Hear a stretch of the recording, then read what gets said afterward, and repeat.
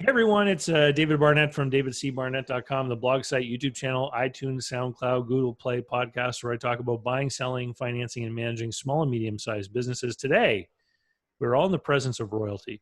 I've got Joel Libava, who is the franchise king, because I got a question on a YouTube comment, and I thought, who better to ask this question to? It's about franchising than Joel. Joel, how long have you been calling yourself the franchise king? Well, I actually didn't call myself the franchise king. Someone else did, and I ran with it. It's a legit nickname. Yeah, thank you. And someone who I told that this happened when I said, this guy called from across the room. He said, "Hey, it's the franchise king." And I looked around. I didn't know what he was talking about. He said, "No, I'm talking about you." So I told a buddy of mine in Cleveland, Jim Kukral, who's a business consultant. He said, "Dude, call a lawyer, get that thing trademarked right away, run with it. It's really cool." And I did. So I think I'm going on 9 years, 10 years, maybe 11. It's been I'm into the second trademark now. So Awesome. and I have fun with it. But Jim said, "Joel, dude, you got to wear the crown wherever you go." And I said, I can't do it. I can't do it because I want to remain credible. I don't want to be like that crazy money guy, wears like question marks and it goes around to conventions. I don't want to be that guy. I want to be, looked at as legit. Yeah. And I won't wear the crown. I'll show it, but I won't wear it. And I asked another friend of mine, Carol Roth, who's a pretty big time consultant, used to be a banker, investment banker. And she said, "Joel, if you sat down with a client in an office, would you wear the crown?" And I said, "No." I said, "Well, there's your answer." Yeah. So there's two ways to go with it. But yeah, so 10, 11 years, I have fun with it. Well, and I want to recap a little bit about your history because it's important, I think, for people to understand people's motivations and things in business. And just before we hit record, we talked a little bit about this. I love to use the example of car dealers, car salesmen on dealer lots, and mortgage brokers, because when people step onto a car dealership lot and they speak with a salesperson, they understand that the salesperson's job is to sell them a car and that the person is going to get paid if they buy a car. And so with that knowledge, you can interact with that person and get information about the car and learn what you need to learn to make an informed decision. But when you believe that someone is working only in your best interest, and I use the example oftentimes of mortgage brokers because many of them will bill themselves as it's a free service and I work for you, etc. But in reality, they're being paid by the lender, whoever it happens to be. And so there's a lack of transparency there. In the world of franchises, there are the franchise companies, and they will go to trade shows and things, and they'll try to find people to sign up for their franchises. But then there's also a brokerage channel that exists. And why don't we have you talk a little bit about that? I've got experience with it, but I'd like to hear from your point of view, because you started off advising people as a franchise broker. Can you tell me a little bit about what that was like? Sure. Now, I was a consultant. Oh, sorry, a consultant. Okay. Which was the same thing, by the way, as you know. In 2001, I was fired from the last real job I ever had. And I had a young child and was kind of freaking out, but at the same time was going through do I really want to work for anyone anymore? It just doesn't seem to be working out. And my late father, Jerry, was one of the first members of a group called FranNet, and he was one of the first brokers. And he asked me, he hammered on me for like 3 months after I was canned to join him. And I was like, I work for a franchise auto dealership. That's about as much as I know about franchise. He said, "Yeah, but you can do presentations and you love doing that. And I think it would be a good fit for you." So once I started learning more, I said, wow, this could work. So I got trained, excellent training, and became a consultant, a broker. Now, in 2001, we were very local. So we had an office and we met with people face to face. And it was pretty cool because I would help, sell franchises really to people in the local area. And I knew the area and I knew kind of what there was too much of and maybe what's needed and what you shouldn't buy for this area. I'm in Cleveland, Northern Ohio, the rock and roll capital of the world. And I did that for about 7 or 8 years with that organization. We were franchisees, my father and I, and it was starting to kind of not feel right. And I was helping a lot of people get in business and doing very well financially, except they were going out of business rather quickly, a portion of them, enough to make me feel guilty. And wow, I just gotta, get paid $15,000, and I worked hard, and I did the right thing. It was the right fit for the person, but man, they went out of business in like a year, and it happened too many times. So that, combined with a lot of the politics that was going on at the group, I said I'm done. So I became an independent franchise consultant. And my dad always told me, Joel, the franchisors don't care where the leads come from. They don't care what brokerage group, what person, as long as a lead that turns into a franchise. So like 90% of the people I worked with signed up with me. So I did that for a couple of years. And this isn't a surprise, because right. What the franchisors want is they want to expand their footprint and add new locations. Yeah. It's very logical to understand that. Yeah. They want to make deals. And it was fine. I did it for a couple of years, and I just wasn't feeling it.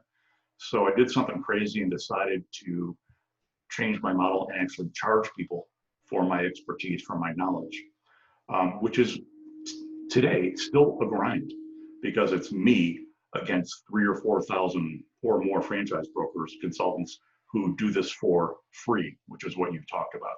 Yep. So I still do that, and I've also added marketing and SEO and some writing that I do for emerging franchisors, really young franchisors with 10, 20 units, and I really feel I can help them. So I do both.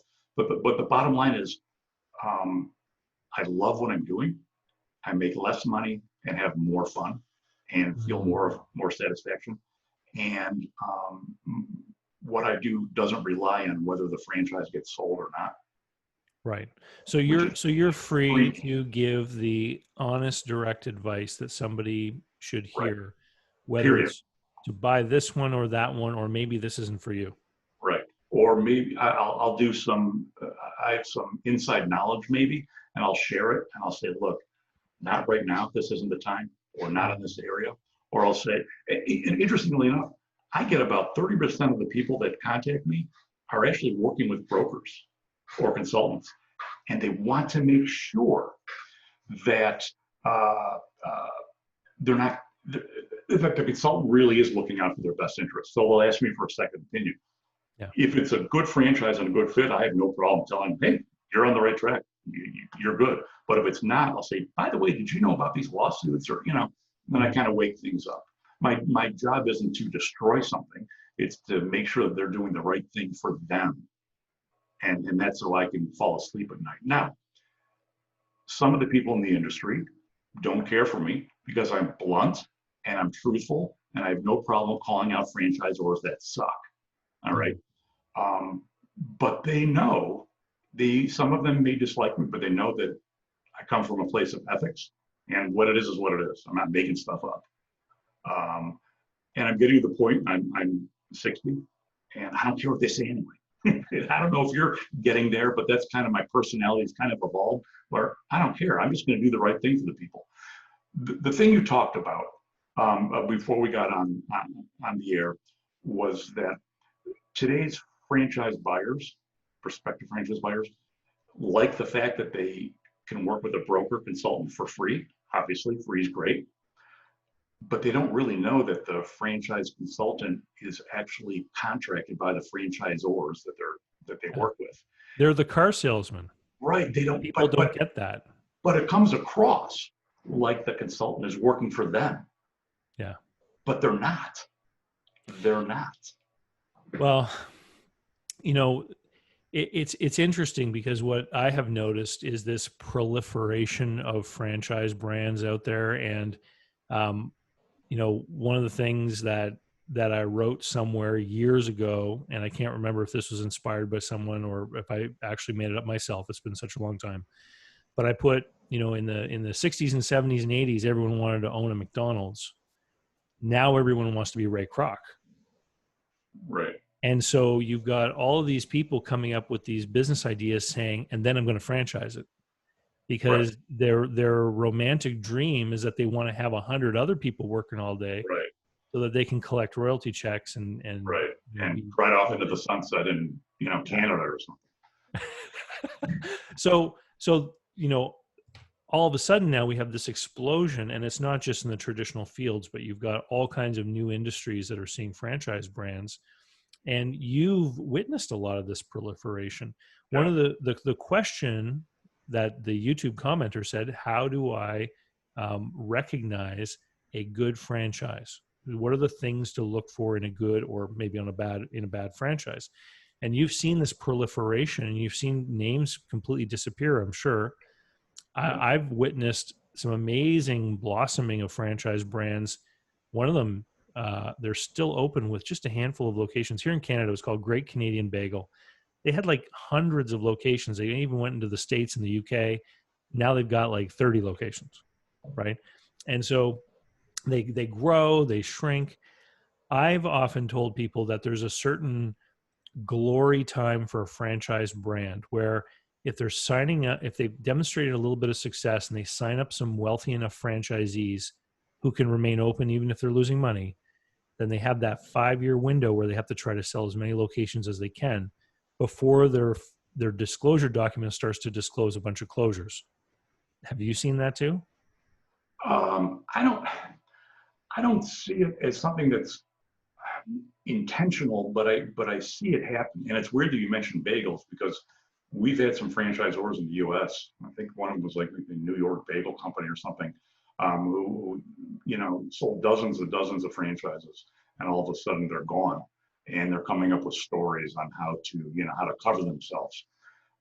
What I tell people when they're looking at a franchise is to try to get a good feel of what the culture is like at headquarters.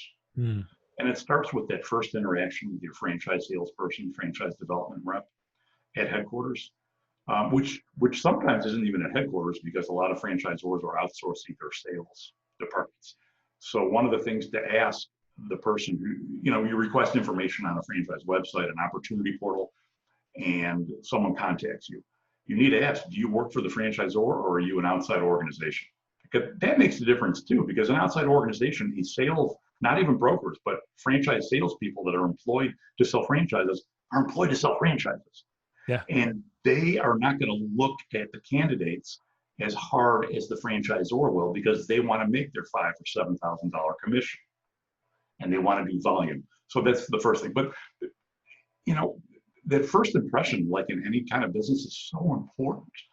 What is that franchise development rep? What is that salesperson like? Do they come across like they really want to get to know you and make sure you are a good fit? Or are they coming across of here's what you do first week, second week, third week, let's see if it works out, then we're going to invite you to headquarters and wow. So that is a kind of a telltale sign is what is that first interaction with? How aggressive are they? Hmm. The second thing is to make sure that you have determined your budget before you even begin to look. Because the worst thing that could happen is you can find a franchise opportunity that feels like, wow, I can see myself doing this, but you find out that it's like $800,000 Yeah. just to do the first unit, and you have a $400,000 net worth. So make sure you set a budget so you don't set yourself up for disappointment. So set a budget, see what you do about finding about the culture, and use freaking Google. Hmm. This is not that hard, folks. Google the name of the franchise company and follow it with the word fraud, lawsuits, etc. It's not to talk Culture, yourself out of scam. anything. There's all kinds of words you can dream up if you're Just trying to find do it. dirt on someone. And Right. and what I've learned recently in some of the research I've done is that you may have to get a couple pages deep into Google. Most people never get to the second page And of they the get that results. first stage and they're done. You got to go And in. the people who have dirt on them, one of the strategies they follow is to get up a lot of websites that are positive to try to bury dirt, right? So get into page 3, 4, 5 and Right. see and look for, not necessarily a website, but look for a comment that Google found in some kind of Right. online, A forum. discussion forum, like a Reddit page Right. or something like that. Right. Yeah. Yeah. Right. Yeah. I go through that. I released a digital book last year, The Definitive Guide to Franchise Research. And there's a whole section that I decided to go with, which is all about how to do online research. Mm. One example of that, a guy that did that, Brad Sugars from Action Coach, he had about 8 years ago horrible write-ups, and they were true because he's just not a good guy. And he hired a company to do exactly what you said, to bury the negative reviews and to create websites and comments that would move him up as someone credible. And today, you can still do that today. So yes, you have to go really, really deep, Mhm. and there's a way to do it. Um, the best thing, of course, to find out if it's a good franchise is to talk to the franchisees when appropriate. A lot of Okay. people get so excited about a franchise opportunity that they find out there's two locations within driving distance, and they either call or head out there before they even know what the franchise does. They get all excited. Oh man, I'm going to open one of these. And they talk to the franchisee, freak the franchisee out because they don't even know the right questions to ask. Franchisee gets paranoid. Oh no, there's going to be someone moving in, or someone wants to buy my business. Um, um, or or you can't move too fast. You've got to do it when it's appropriate. And that means when you understand the business model and when Mm. you've gone through some of the steps that the franchise rep wants you to go through to get there. But the franchisees, I mean, that's where the answers are. That is where the answers are. And it's important, like you said, to talk to someone who is not going to see you as a competitive threat. You know, if you're in Ohio, to drive 2 states over and talk to someone, that person Right. knows that you're not going to take Yeah, any of that's their okay. business, Yeah. right? And Yeah. I've always seen that people, business people generally are people who want to serve others, in an exchange to earn a living, and they're Right. generally helpful people. Oh yeah. And I've seen examples where people have been totally willing to share the dirt on what's been going on in their business, particularly if they're having difficulty with the franchisor. If the franchisor is, Yeah. the way they apply the rules is a really Right. makes things difficult for the franchisee. Right. These are the things you want to know, because I liken it to subordinating yourself to another layer of government, because you pay money off the top, just like, a sales tax. You pay money off the top to that franchisor, and they have, control over what you do, and they can take away certain of your rights if things Right. don't go the way that they want. And so you have to make sure that you're going to be able to live within their structure That's and right. get along. Otherwise, you've invested money, and then you painted yourself into this corner. Well, one of the best things about franchising, and franchising is good, is that you can find out ahead of time what the Mm. culture is going to be like, what your role as a franchisee is going to be, and if you know how to do it, you'll even be able to find out when you're going to break even ish, and when you're going to make money, and how much money you're going to make. You can find all this out ahead of time by getting to know the franchisees, and not making it just a transactional phone call, but like get to know them, and Yeah. they will share with you. And if they are having problems with the franchisor, they'll talk for hours because they're venting. But you're also looking for the positive information. You're looking to find out, I had this problem, man, the IT department jumped on it within like 2 hours and fixed it. Or, we're all using the same email newsletter provider. Something happened. They changed providers because it happened and walked us through the whole thing. Stuff like that they are able to fix. Product launch problems. Because you want to find out the good too. And one question I like my clients to ask franchisees is, if I was your cousin and I live in another part of the country and I was going to open this, would you tell me to do it? Mm. You know, It's a ask great way to frame it. ask questions in a different way. Mm. You don't want yes and no. You want to ask open-ended questions so you can get the real scoop.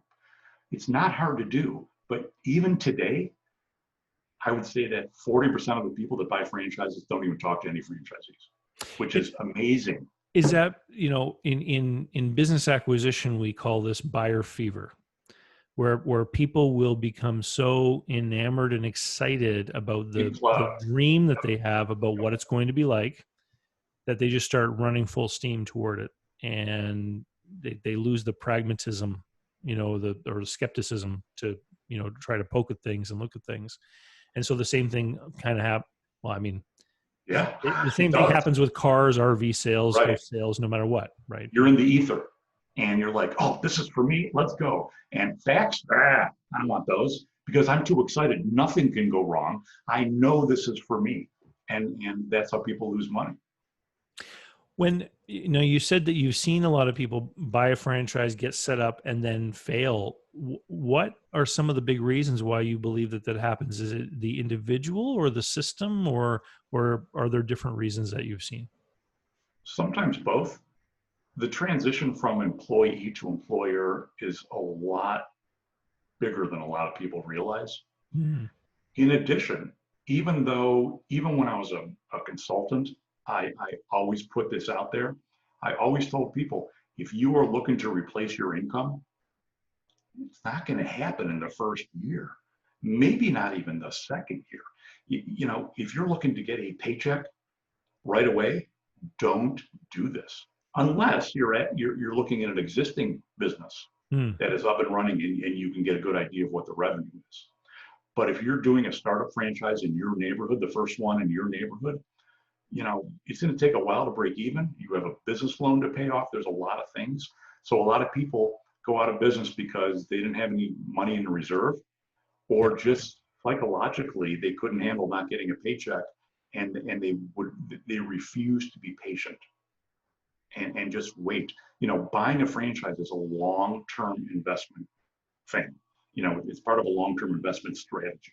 It's not a short-term fix. If you're looking to buy a franchise, a startup, and you're opening the location for the first time, it's not a short-term solution to your long-term career problems. You have to make sure that you're looking at this in the long view. And I've had people thank me for telling them that. Thanks, Joel. I thought it was like a long-term thing, but thanks for reiterating that. Mm. What now? One of the things, like in 2015, I wrote a book, Franchise Warnings, where I talked about some of the things that I've seen that were not so great about the business model that I wanted people to know about.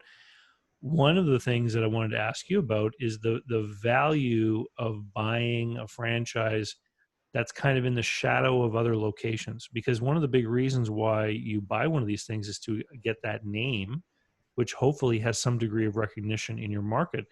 If there's a 50 locations in California and you open the first one in Ohio, is there going to be any value in the name? Have you seen, what would you say on that topic? And have you seen, Yeah, how this can play out? yeah. A lot of people tell me when I ask them, so why are you thinking about buying a franchise, Jim? Well, I want that brand name behind me. Okay, fine. What if you end up being interested in a franchise that doesn't have a brand name in your area? Yeah. How important is that brand? Well, but I know about the brand. But do people, about the brands, you're looking at it. Do people in your area know about it? No. So how are you going to transfer that brand over to your local area? And how's the franchisor going to help you do that? Mm. And yes, I've seen it. Yes, I've seen it. One example, a lot of cool, healthy food type franchises start in California and do well in California. They do well in Arizona, where it's temperate, where the weather is nice all the time. You're outside.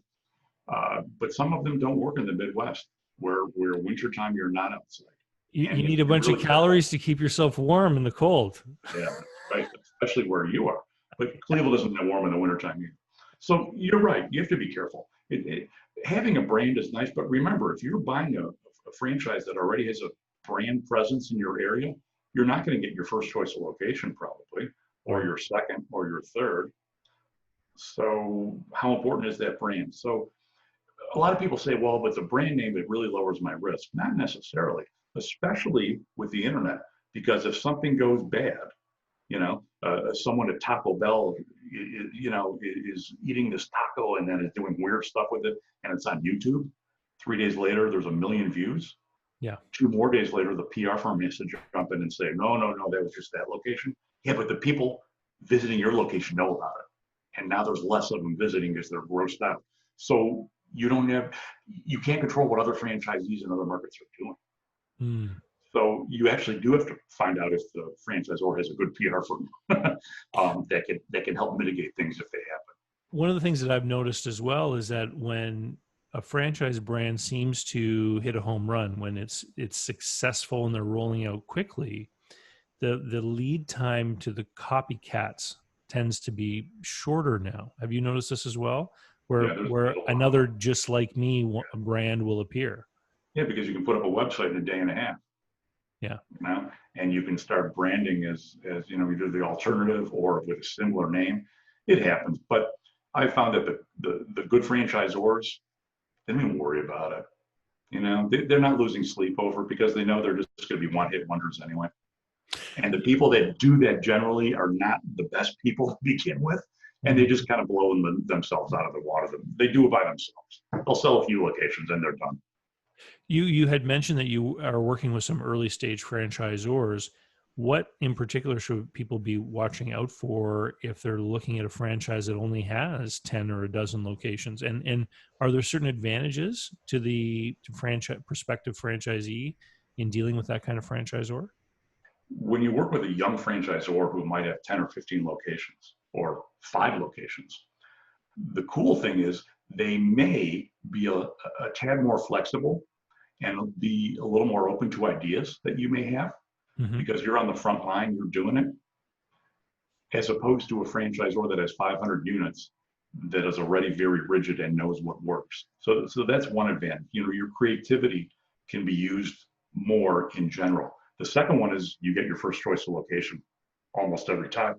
What are the chances that a franchise with a small footprint is in your area? Very slim. So you get your first choice of location. You might have the ability to actually get some extra zip codes or whatever the territory is because you're the first one in sometimes. Um, and you get to just really be involved as like one of the first franchisees. And it's kind of cool. And the franchisor will be really loyal. Also, the franchisor may work harder than normal to make sure that you succeed because you're one of the first ones. So there are some advantages, but you have to make sure that it's not a concept that's not. I was always taught that if you have to explain what the business is for like more than 20 seconds, Yeah. it's not good. So it has to be something that people can view as something that's a realistic business. Well, and having to explain the business, I think, is key to understanding how this is growing into other fields. Because at one time, franchising was generally carpet cleaning and food, right? Right. And now we've got, you mentioned business coaching. There's all kinds of professional services and Right. all kinds of other things now that are starting to go franchise. Um, what what are some of the newer ones that you've seen come along here recently? Some of the newer ones, one of them I'm working with is actually it's a pet franchise. And remember, I don't know if you have a pet or not. We have a dog, a franchise dog on Twitter. As a matter of fact, he's in the corner over there. Franchise dog. Okay. Yeah, on Twitter. Yeah, it's the second dog we've had on that's had his own franchise account. Franchise dog's been around for like 8 or 9 years, maybe 10 years on Twitter. So this is the second version. This is Bear is his name anyway. Um, Pet franchises, people spend so much money on their pets, it's almost like they're their kids. So if you can find a niche where people are willing and able to spend money, more money that they spend on their cars, Yeah. then that's a business you want to get into. Pet Butler, for instance, which I never thought would be viable, is actually viable. They pick up dog poop, and the franchisee doesn't necessarily do it. The technicians do it, Yeah. technicians, poop technicians, but it's a service that people pay for. Now, here's the cool thing. It's considered an essential business during the pandemic because if you leave dog feces around, it can spread disease among dogs. But it's true. It's true. I mean, there's so many nasty things that could happen. So it's actually an essential business. So the franchisees are actually they're in business. You know, they're doing okay. So some of the pet ones I've seen are new. There's some children's franchise opportunities out there that are new. Snapology, another client of mine, they teach robotics to kids, Okay. coding, and if you can get a kid in early, because the schools aren't going to teach it as well, if you can get them in early and even preschool, how to code, how to build robots, they're already thinking, STEM, math and science and technology and stuff. So franchises in that niche are really interesting. And of course, every food franchise under the sun, there's a new pizza every week. There's a new hamburger every week. There's more healthy food now. Mm. I don't know about you. I'm not really eating it. I'm not a smoothie guy. But there are people that will have smoothies 4 times a week. So there's always interesting niches in healthy food. What about in Canada? Are you seeing anything kind of unusual and maybe that'll work? Well, the thing that I see all the time is that something will take off in Toronto or Montreal, like a big urban Right. center, and then it'll be a hit downtown. It'll spread to the suburbs, and then someone will bring it here to the Maritimes, and it's too early, Phase. or not. It's not going to Phase. work. The market is completely different. Or I'll give you one example where there was a really successful food franchise in Montreal, and they were all Montreal is very much of a street level retail kind of place where people walk around and they go into Mhm. stores, like kind of like New York, right? Okay. And so when they came to our market, we have like a 5 block strip of Main Street that was built 100 years ago that looks like that. And so that's where they thought that the location should be, Oh, because it makes looks sense. the same, Right. but there's no parking, right? Because the majority of our city, of course, is auto dependent, people driving around, like a lot of Ohio is, right? Right. And so that franchise suffered, and then someone opened another one under that brand, sort of in a more suburban locale with parking. They did very well, you know. But the franchisor insisted on that downtown location because it looked like what they had in Montreal. So, Poor homework on the franchisor's part. well, and it's a part of a learning curve that unfortunately an individual investor had to pay for, right? And the other thing that I see, you mentioned it about additional zip codes or additional territories. The thing I've seen burn more people than not is they'll be the first to bring it into my region in particular, let's say from the big city, and they'll be offered some kind of deal to add a bunch of additional locations. They'll pay for these at a Up discount front. price. Right. But then the first one never ends up being successful. And then all that extra investment is just lost money. And it's not like, That they signed up in a legal contract to do. I'm going to open 3 locations within 6 years. well, what they're signing for, they're giving an extra fee to get so many other Right. locations at no cost in the future. Okay. Oh, I So, see that. so it's But like an but option. they still had to sign. So they're still legally required to open them. Well, okay. So there's some are optional, and then Oh, there was one fellow I knew who bought a franchise place, and he signed an area development right. deal where he had to open 3 more Right. locations in a certain period of time. Right. And he got the first of 3 new ones opened. It wasn't that successful, and of course then he was counting on the cash flow from the first 2 Right. to open the third and the fourth, and it just didn't work. And so when I talk with people like that, I'm saying, like, it's the same reason why you don't sign buy a business with a seller note that has a 3-year balloon. You have Yeah. no idea of what the availability of credit is going to be in the banking world in general, or in your particular circumstance in 3 years' time. Or if there's a pandemic. Yeah, who knows, right? Right. Who would have thunk that? Right. You can't rely on these things. So I've said to a few people, if they want to offer you these new locations, say great, say for $1, I'd like an option to buy the next 3 at half price, There you go. but I'm not putting up the money today, That's right. There's no because way. I might need that money to live on a year from now if my sales haven't grown the way you've insinuated they Right. may. Right. Right? But I Of love course, there's no multi. promises. But I love multi-unit franchising. I love it. It's a great way for people to really have an ability to earn a nice income down the road if they do it right and the locations work. And it's a good concept. Well, and I've got some personal firsthand experience with this. I have some friends here locally that bought a franchise back in the 70s, and it was a territory franchise. And so they now got 20 units in their territory. Wow. And now they have central commissary, central head office, et cetera. They have Fantastic. lots of efficiencies of scale. But that franchise brand is no longer doing that. They're now selling single locations. Wow. So as time goes by, the rules can change too. That's And right. so these people are fortunate that they have what they have. But I mean, I know in particular, they worked for many years with very little as they built up to that point. But they built it. They built a Yeah. business, and that's awesome. Yeah. So Joel, if people want to learn more about you, or if they want to find that book, The Definitive Guide to Franchise Research, where do they need to go to learn that? Learn Pretty about easy that stuff. stuff. Pretty easy. Big surprise, thefranchiseking.com. And they'll easily find the definitive guide to franchise research.